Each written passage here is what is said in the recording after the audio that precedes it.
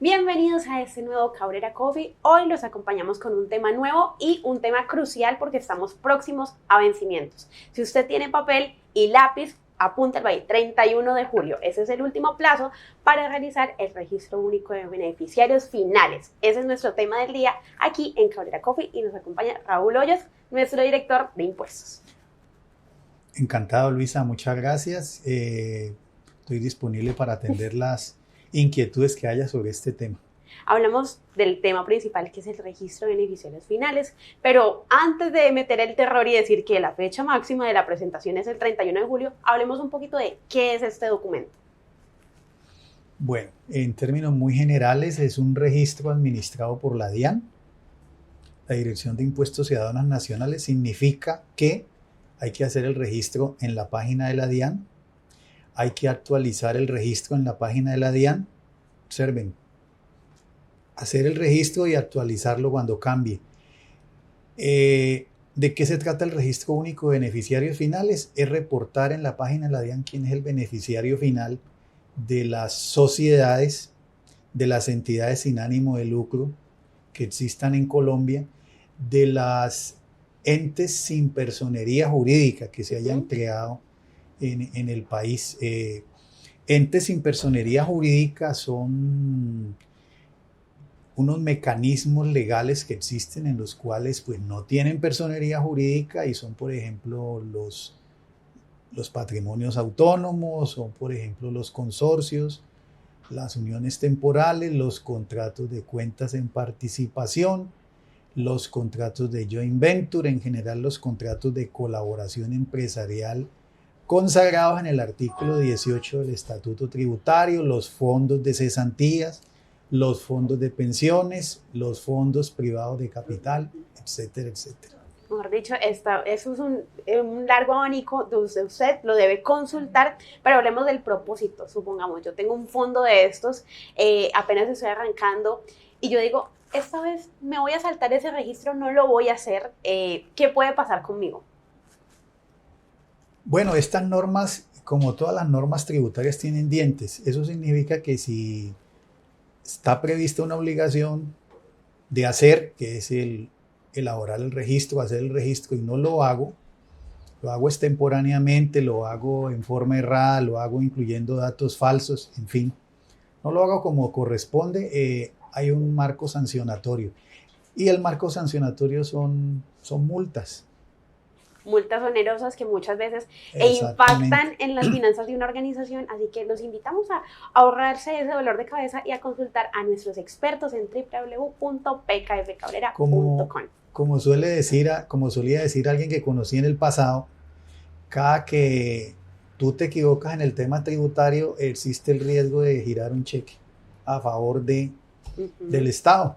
Exacto. Y en contra del patrimonio del contribuyente. Total, para no girar este cheque en contra de nuestras finanzas, ¿qué documentación deberíamos tener en cuenta a la hora de realizar este registro? Bueno, el propósito del registro es básicamente reportar personas naturales, o sea, individuos vivos de la especie humana, que sean los beneficiarios finales de sociedades. Me explico. En su forma más simple, una sociedad que tiene socios que son personas naturales. Entonces, una sociedad, por ejemplo, SAS, que tiene 5 socios que son personas naturales, va a reportar a aquellos socios que tengan más del 5% de las acciones nominales. Entonces, en esa forma simple, esos que tengan más del 5%, que sean, en este caso, titulares directos, deben ir incluidos en el registro único de beneficiarios finales. Pero puede ocurrir que una sociedad, por ejemplo, tiene de socio otra sociedad y tiene de socio una persona natural. Esta persona natural que tiene de socio, digamos, tiene el 4%. No habría que reportar a esa persona, salvo que esa persona ejerza control por otro medio. Pero respecto de la sociedad que es socia, tengo que hacer un proceso de diligencia debida diligencia, due diligence por su nombre en inglés, para averiguar quiénes son los socios de esa sociedad que es socio de de la otra sociedad y debo hacer ese proceso tantas veces como sea necesario hasta llegar al beneficiario final, que debe ser necesariamente una persona natural. Una persona natural. Ahí me llama mucho la atención y es esas organizaciones que venden acciones y que mucha gente le tiene pequeñas partes de la empresa, el 5, así sean 1000 personas, estas 1000 veces se debe realizar el registro. Estás hablando de una sociedad abierta, esas que cotiza en bolsa. Uh-huh. El registro se debe hacer respecto de personas naturales que tengan una participación del 5% o más. Okay. Si una sociedad tiene muchos socios, como puede ser el caso, por ejemplo, de Ecopetrol, Uh-huh. el reporte se debe hacer respecto de aquellos que tengan más del 5%, respecto de aquellas personas naturales. Si yo tengo una sociedad abierta y hay 1000 socios y cada uno tiene el 1%, pues en principio no habría que reportarlos. Pero si ocurre lo siguiente, resulta que pensando en esa sociedad de los 1000 socios, hay 5, 6, 7 personas que tienen el 1% cada uno, pero resulta que esas 7 personas son de un grupo familiar en donde son hermanos, son hijos, son padres, Uh-huh. son abuelos. Allí opera algo que se llama un criterio de que operan conjuntamente, y entonces por el hecho de tener ese vínculo de consanguinidad hasta segundo grado, habría que reportarlos a los 7, porque los 7 ya sumados, aunque individualmente no tengan más del 5, tienen un cúmulo. Tienen un cúmulo, los 7 sumados suman el 7%, 7 es mayor que 5, habría que reportarlos. Entonces eso es una invitación a que si usted figura dentro de estas dinámicas, le preste mucha atención y empiece a calcular el proceso de realización de su registro. Ahora hablemos del proceso de elaboración. Este documento se debe hacer con cuánto tiempo de antelación y qué documentación deben tener en cuenta. Bueno, esa es una muy buena pregunta. Lo que yo sugiero es que revise, eso puede ser tan sencillo como una sociedad que tenga un solo nivel de reporte, Uh-huh. un solo nivel de socios, pero puede ser tan complejo como una cadena de propiedad que tenga 2, 3, 4, 5, que ir a 5, 6. Depende del alcance del proceso de diligencia debida, y me explico. Si yo tengo una sociedad que es de un solo socio, una SAS que es unipersonal, y ese socio se llama Pedro, pues él es el dueño del 100%, pues yo debo reportar a Pedro. Ese proceso sería muy simple. Es un formato en la DIAN que está habilitado, es el formato 2687, que le denomina la DIAN un formato para cargar los beneficiarios por carga individual. Entonces es tan poquita el número de beneficiarios finales. Este formato está previsto para cargar hasta 20 beneficiarios finales y es como manual, o sea, es beneficiario por beneficiario. Entonces en ese caso, pues yo reportaría a una persona y utilizaría posiblemente este 2687. Pero supongamos que estamos hablando de una sociedad en la cual hay varios niveles de propiedad. Una sociedad, por ejemplo, que tiene de socia a una sociedad. Uh-huh. Entonces, el proceso de diligencia debida implica ir a contactar a esa sociedad que es socia, decirle, bueno, señores, ¿cuáles son sus socios? Y resulta que en esa sociedad hay más sociedades que son socios. Entonces, hay que ir a contactar a esas sociedades que son socios hasta llegar a las personas naturales. Supongamos que después de ese proceso de diligencia debida, yo encontré que debo reportar a 30 personas, porque todas tienen más del 5%. En ese caso está permitido, está habilitado un formato que es el 2688, que la DIAN le llama de carga masiva, y que está previsto, según lo que pude establecer, permítame leer, para cargar hasta 50.000 registros. 50.000 registros. Y permite cargar 10 archivos y cada archivo con un máximo de 5.000 registros. Entonces alguien dirá, bueno, ¿y esto dónde puede pasar? Puede pasar, por ejemplo, en un fondo privado de pensiones, puede pasar en un fondo privado de cesantías, puede pasar en un fondo de capital. Este tipo de figuras que le estoy mencionando, pues no están dentro del común negocial de muchas organizaciones, pero existen en nuestro país. Existen y se está prácticamente que blindando. Por ejemplo, la semana pasada, en el tema anterior que fue la presentación del documento de proceso de transparencia, nos decían, la elaboración de este informe debe tener mínimo un mes de preparación para documentación. ¿Cuánto tiempo debería tener como mínimo la presentación del informe de beneficiarios finales? Bueno, si me preguntan a mí, yo soy una persona que he sido siempre partidaria de no dejar nada para lo último, para última hora, porque existe algo que se llama la ley de Murphy. Si algo puede salir mal, saldrá mal, y eso especialmente es crítico cuando uno corre contra tiempos de entrega. Yo diría que este es el momento de empezar a hacerlo si no lo está haciendo. Mejor dicho, ya debería haberlo hecho. En mi opinión, ya debería haberlo hecho. ¿Qué puede fallar para que yo presente oportunamente el registro único de beneficiarios finales? Puede fallar mi proceso de diligencia de vida. Es posible que no me atiendan. Es posible que yo no reúna toda la información, porque hay algo que debo considerar, y es lo siguiente, especialmente donde hay cadenas de propiedad, donde hay varios niveles de... Perdón por la tos. Es posible que no tenga respuestas, pero yo debo guardar los soportes de ese proceso de diligencia de vida para cuando la DIAN me los pida. Si yo no guardo esos soportes, porque hay una opción de decir, bueno, yo hice el proceso de diligencia de vida y no logré identificar al beneficiario final, entonces identifico al representante legal o a la persona dentro de la organización que tenga el control de la organización. Entonces alguien dirá, no, yo resuelvo muy fácilmente el tema.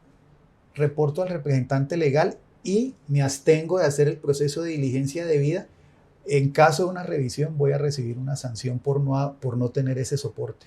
Exacto, porque todo está documentado, ¿no? Si uno empieza a buscar, uno se da cuenta que no es solamente esa figura, sino que atrás hay más. Sí, para que tengas una idea, esto funciona así como funcionan los sistemas de calidad. Hay que tener un soporte por cada situación que tú dices, que cada afirmación que tú haces debe estar debidamente soportada. Y para garantizar ese soporte, ¿cómo son los mecanismos para garantizar la exactitud? Es decir, ¿cómo se vigila que el nombre de ese representante legal está correcto, que ese dato suministrado está bien? ¿Cómo hacen para monitorear ese tipo de documentación? Bueno, la representación legal general siempre va a estar en certificado de Cámara de Comercio.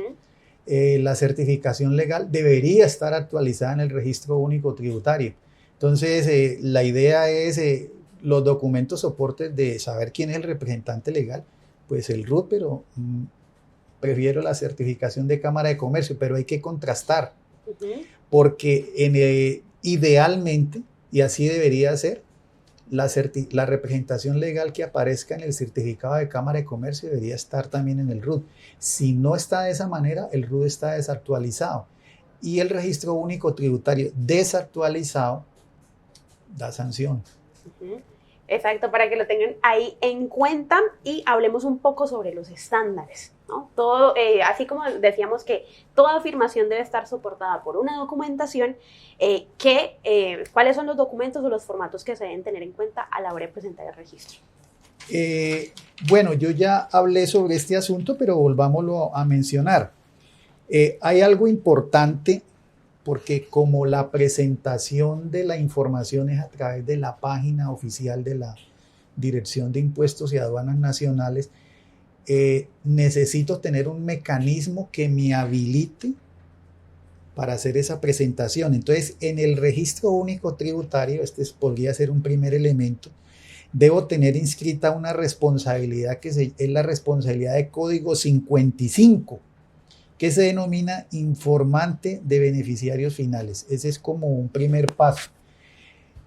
Pues debo haber hecho el proceso de diligencia debida para tener el soporte de la información que voy a subir a la página. Una vez tenga esa información, entonces voy a definir si tengo hasta 20 beneficiarios finales por reportar. Puedo utilizar el formato 2687, que es de carga individual. Si tengo más de 20 beneficiarios finales, la DIAN me habilita el formato 2688, que es de carga masiva, que me permite pues más facilidad en el proceso. Si estoy hablando de una estructura sin personería jurídica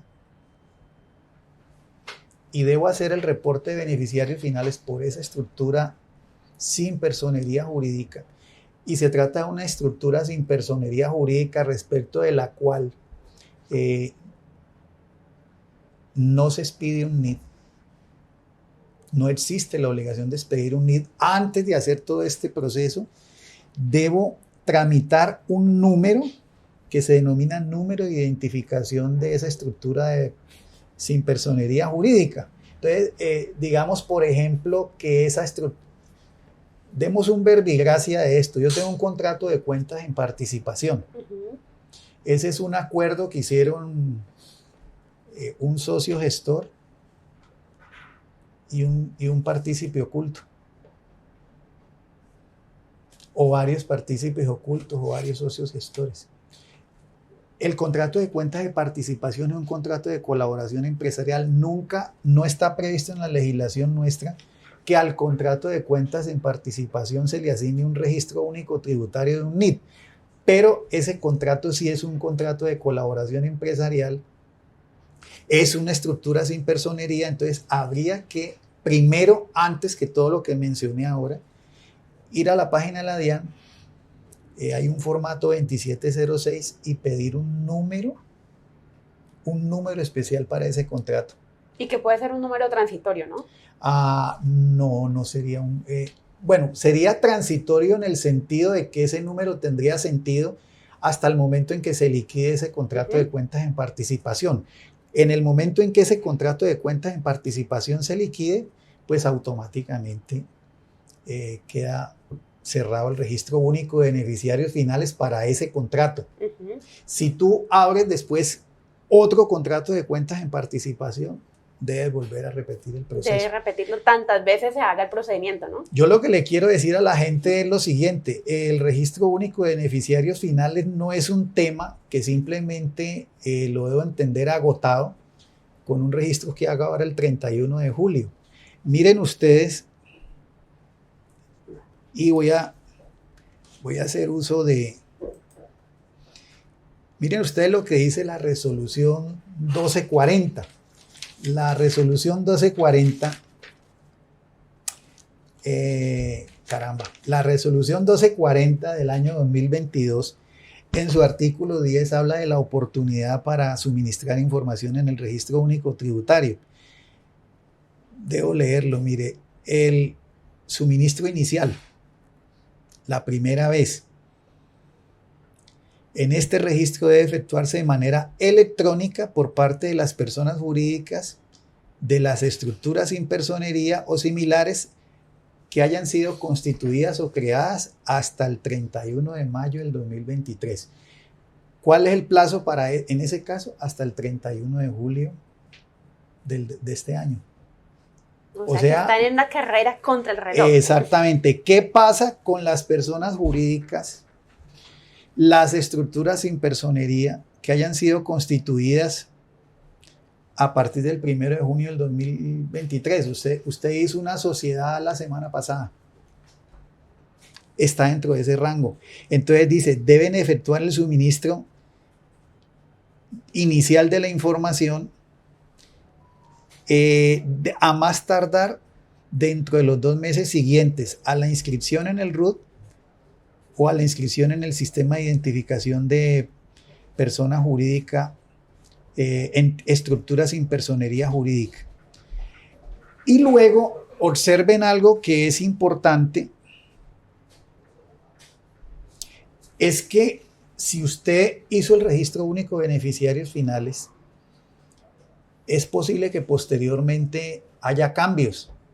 haya cambios en los socios, haya cambios en el control de la sociedad, haya cambios en toda esta estructura, usted debe hacer unas fechas de corte y a esas fechas de cortes que están dadas en la norma, preguntarse a sí mismo, ¿hice cambios de tal manera que debo modificar el registro único de beneficiarios finales?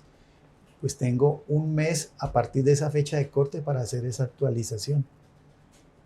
O sea que planee estratégicamente esos cambios dentro de esta documentación, porque sin duda cada paso que usted debe estar documentado y detallado.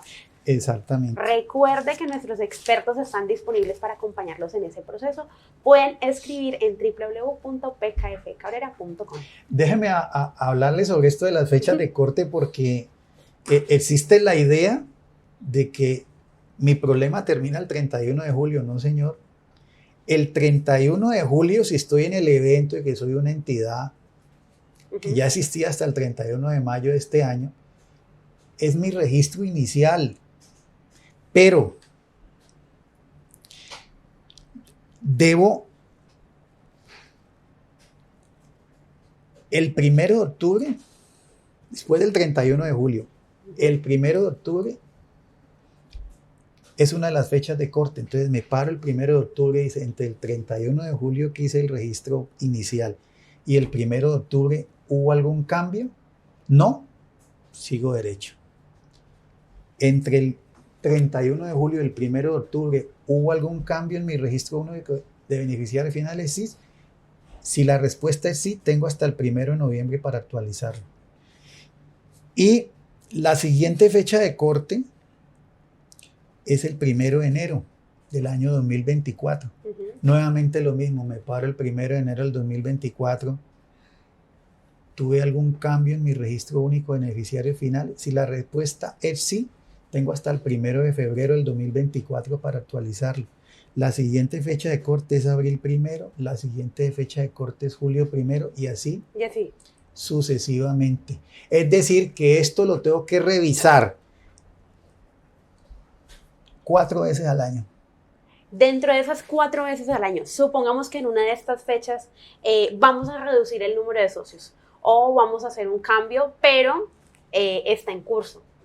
¿Debo reportarlo solamente cuando ese cambio está hecho? ¿No notificar el proceso? Si en una de estas fechas de corte se retiró un socio y eso ya es efectivamente ocurrió y ese socio había sido reportado en el registro único de beneficiarios finales, debo actualizar. Si el cambio está en curso, quiere decir que no se ha concretado. Una intención de cambiar no es un cambio efectivamente realizado. Okay. No sé si me hice entender. Sí, o sea, esto no es preventivo, sino que esto ya es notificado una vez cambiado. El tema de esto es que hay que asignarle esta función a alguien dentro de la organización. Alguien debe hacer esta función. Es igual que con el registro único tributario. Cada que usted tiene un cambio, usted tiene un establecimiento de comercio nuevo, tiene un mes para actualizar. Usted tenía un establecimiento y lo cerró por alguna razón, tiene un mes para actualizar. Usted cambió el representante legal, tiene un mes para actualizar. Cambió el revisor fiscal, tiene un mes para actualizar. De eso se trata. De eso se trata. Y por eso quiero hablar de la importancia, porque es importante centralizar ese tipo de informes hacia el beneficiario final. Digamos que esa pregunta puede tener dos escenarios. Si estamos hablando desde el punto de vista del contribuyente, o sea, del sujeto pasivo a la obligación, pues él debe estar interesado en este tema porque no hacerlo le va a generar una carga de sanciones contra su patrimonio. Seamos honestos, esa es la consecuencia para el sujeto pasivo. Desde el punto de vista del Estado, el registro único de beneficiarios finales está previsto como un mecanismo para prevenir conductas de evasión de impuestos, conductas que tienen que ver con el tema del terrorismo, con el tema de defraudación, con el tema de corrupción. ¿Por qué razón? Porque el Estado quiere saber quién es el beneficiario final en una estructura, para saber quién es el que realmente maneja la estructura. si una persona está dentro de, pongámoslo en un ejemplo, si una persona está dentro de una conducta de corrupción y pone un mecanismo societario para realizar esa conducta, pues posiblemente esa persona que quiere hacer esa conducta no va a figurar como abiertamente dentro de la sociedad. Entonces, el registro lo que quiere es decirle a usted, bueno, dígame quién es el beneficiario final. Mucha gente puede estar haciendo lo mismo que tú estás haciendo en este momento, yo estoy haciendo, riéndose de esta situación, y dije, no, pero pues simplemente no lo revelo. El problema de no revelarlo es el siguiente. No soy abogado penalista, pero aquí se está preconstituyendo una prueba, porque a usted le dieron la oportunidad de decir cuál era el beneficiario final, hay unas fechas y usted no lo hizo. Y eso de alguna manera pudiera entenderse como que usted está falseando la realidad. ¿Por qué? Porque simplemente no lo revela, porque no lo dice. Entonces, no lo dije, bueno, mire, usted sabía esto desde hace tiempo, en un proceso final futuro, en el registro único de beneficiarios finales, usted no lo tenía, puede tener unas consecuencias penales. Para mí es una manera de preconstituir una prueba. Y supongamos, también hay una filtración, ¿no? Si yo no revelo, digamos, algún dato y de pronto la persona a la que yo estoy encubriendo tiene una serie de delitos atrás, ¿también puede servir como prueba? Bueno, es un tema en el que uno tiene que ponerse como a especular. Es posible que la persona que estaba encubriendo tú no supieras que era un delincuente. Es posible que tú sí lo supieras, pero de todas formas es un indicio. Y por un indicio te pueden llamar a ti al proceso a decir, ven, mire usted, ¿por qué no hizo este registro? Mire esta persona. Es decir, lo ponen en, como dicen coloquialmente, en vueltas. En todo esto debemos tomar en cuenta que nosotros somos un país, Colombia, que hace un tiempo relativamente corto, si lo miramos, somos parte de un club que se llama la OCDE. Somos parte de una serie de organizaciones internacionales como la GAFI, Grupo de Acción Financiera contra el Terrorismo y todo este tipo de situación, y hemos suscrito una serie de convenios en ese sentido, y esto es parte de todo lo que nos han pedido que hagamos, y lo estamos haciendo por estas vías normativas. Entonces, bueno, vamos a ponernos un poco optimistas y hablemos sobre las ventajas. ¿Qué ventajas tiene la presentación de este tipo de registros? Yo pienso que la ventaja es para el país.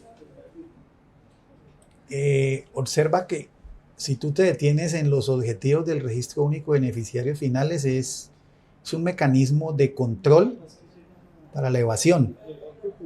¿Evasión de qué? De impuestos. Las personas que evaden impuestos, esos dineros faltan en el presupuesto general de la nación, allá en el rubro de ingresos. Si faltan allá, entonces los que estamos pagando nos toca pagar más. Esa es una ventaja obvia. Las personas que cometen actos de corrupción o que son delincuentes afectan generalmente en el tema del gasto, porque el gasto en el presupuesto de una nación está destinado a rubros de inversión donde está salud, educación, medio ambiente, etcétera, por mencionar los más relevantes, al menos en mi opinión. Entonces, si las personas que ejecutan esos recursos cometen actos de corrupción, el gasto no cumple su propósito. Entonces, miremos el tema de La Guajira, que toda la vida oigo decir que La Guajira tiene problemas de desnutrición, de temas de agua y todo eso. ¿Qué pasa con los políticos en La Guajira? Bueno, hasta ahí el tema. Y el tema de la delincuencia es un tema en el cual la delincuencia, la alta delincuencia que funciona como una organización, daña la economía de un país con una serie de prácticas como por ejemplo el contrabando. daña a los que están obrando dentro de la legalidad, con temas de precios irrisorios, con temas de economía falsa. En fin, es una situación en la que yo veo que el beneficiario sería el país. El contribuyente lo veo como que debe cumplir una carga más de la que ya existe, así lo visualiza, y pues debe minimizar su riesgo de temas sancionatorios.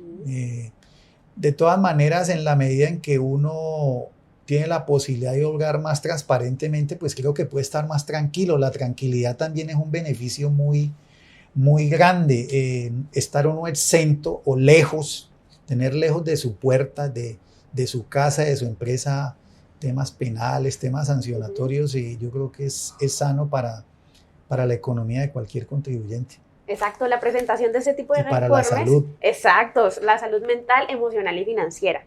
Por eso la presentación de estos registros es importante para minimizar riesgos. Nosotros en PKF Cabrera estamos listos para minimizar ese riesgo, así que acompáñenos, déjese asesorar por nuestros expertos y por supuesto adquieran nuestros servicios. Venga, vamos a cerrar esta parte final de Cabrera Coffee haciendo un recorderis rápido.